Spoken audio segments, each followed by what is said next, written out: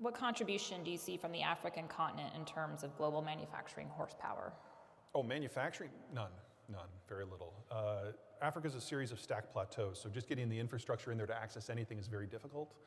And while they do have very high birth rates and a more stable population structure, a lot of that is only possible because they export raw commodities and then import the things that allow them to have a degree of modernity. You break down global supply chains, a lot of that goes away. And so I think a lot of Africa is going to devolve. And they just don't have the infrastructure or the skilled labor that's necessary to participate at scale. And even if they did, in a less robust security environment, the connections necessary to make that happen are going to be very thin.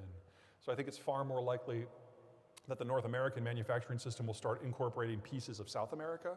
We already have free trade deals with Colombia and Chile, for example. But yeah, I'm afraid that Africa really can't be part of that. Now, we might see pieces of Africa following the Indian model.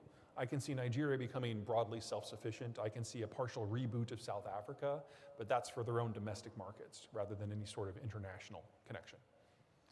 Okay, one final question.